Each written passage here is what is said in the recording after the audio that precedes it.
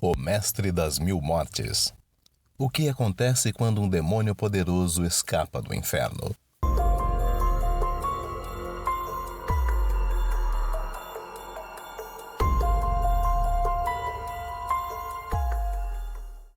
Zemial era um poderoso demônio responsável por infligir os mais cruéis castigos do inferno.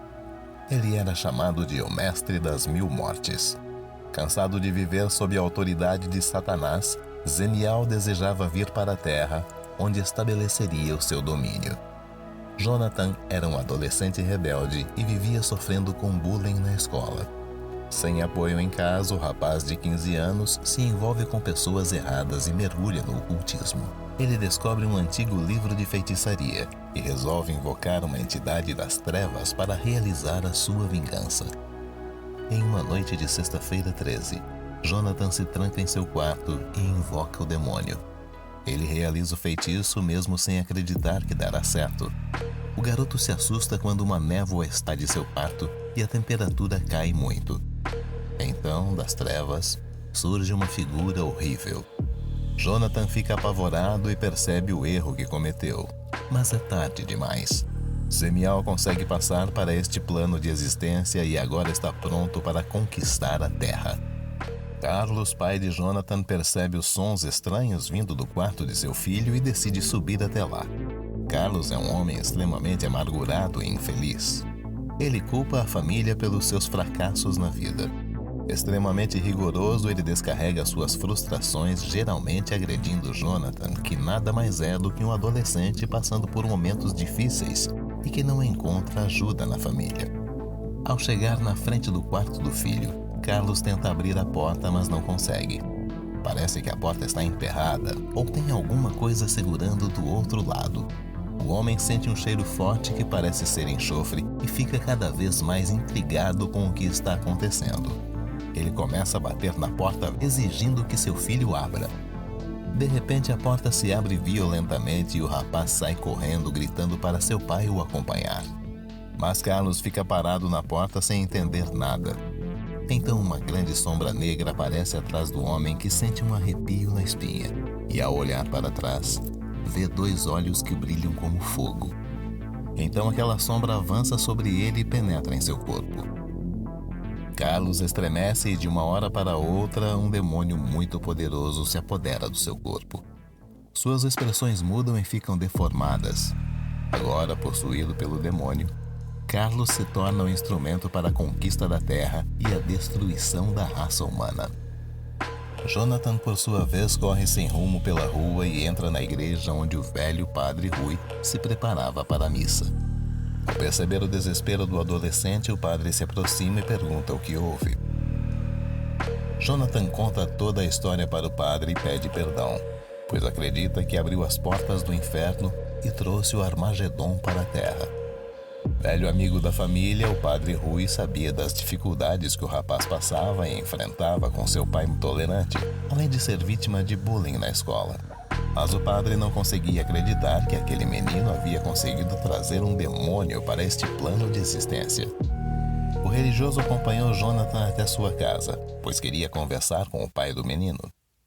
Entretanto, no meio do caminho, os dois perceberam que havia alguma coisa errada. Muita gente estava correndo pela rua como se estivesse fugindo de alguma coisa, e carros de bombeiro e polícia se dirigiam para as proximidades da casa de Jonathan. Ao chegarem mais perto, o padre e o adolescente notaram que a casa estava em chamas. E Carlos estava na porta da casa, falando alguma coisa em uma língua desconhecida. Ele não deixava ninguém se aproximar. Demonstrando grande força, o homem conseguiu afastar os policiais que tentavam tirá-lo dali. De repente, Carlos notou a presença do padre, que se aproximava junto com Jonathan. Olhou diretamente para o padre e disse que não era para se intrometer, pois o julgamento final da Terra havia chegado, e ele era o juiz supremo que iria determinar a sentença. Neste momento, o padre se deu conta de que realmente os portões do inferno tinham sido abertos, e o fim do mundo estava próximo. Padre Rui percebeu que não poderia enfrentar sozinho aquele homem que estava possuído. Segurou Jonathan pelo braço e saíram dali correndo. Ao chegar na igreja, o padre ligou para um antigo colega de seminário que era também um conhecido exorcista e explicou a situação. Logo, o outro padre chegou pronto para enfrentar o demônio que estava no corpo de Carlos. Jonathan fez questão de ir com eles, pois sabia que, no fundo, tudo o que estava acontecendo era sua responsabilidade. Mesmo contra a vontade, os padres acabaram aceitando a companhia do garoto, pois precisariam de toda a ajuda possível nesta batalha do bem contra o mal. A ideia era que, enquanto os padres enfrentavam o demônio, Jonathan recuperasse o livro de feitiços para destruí-lo e mandar Zemial de volta para o inferno.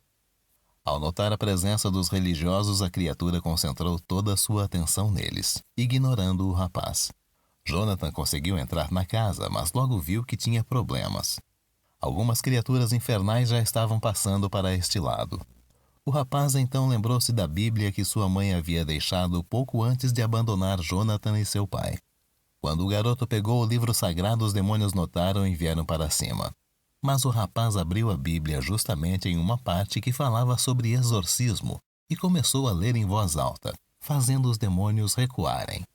Jonathan conseguiu chegar ao seu quarto e recuperar o livro. Ainda cercado pelas criaturas infernais, ele coloca fogo no livro de feitiços. Lá fora, Zemial percebe algo errado. Ele está se sentindo fraco.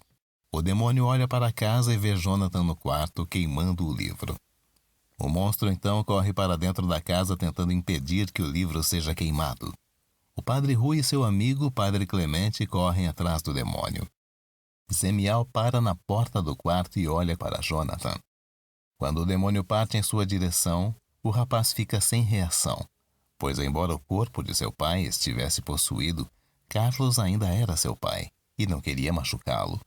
É nessa hora que Padre Clemente pula nas costas do demônio e coloca uma cruz em sua testa, fazendo-o urrar de dor.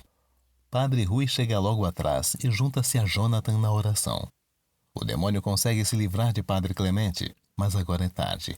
O livro de feitiços está praticamente destruído, enquanto Padre Rui e Jonathan permanecem firmes, rezando. Por fim, o demônio dá um grande berro e deixa o corpo de Carlos, que cai desacordado, e é socorrido por seu filho. Padre Rui ajuda o outro sacerdote a se levantar e depois se aproxima de Carlos e Jonathan, dizendo que eles têm muito a conversar. Quando todos saem da casa, notam um arco-íris sobre a cidade. É o símbolo de uma nova esperança para a humanidade. Só quero ver que história vocês vão contar para as pessoas, diz Padre Rui, provocando riso em todos.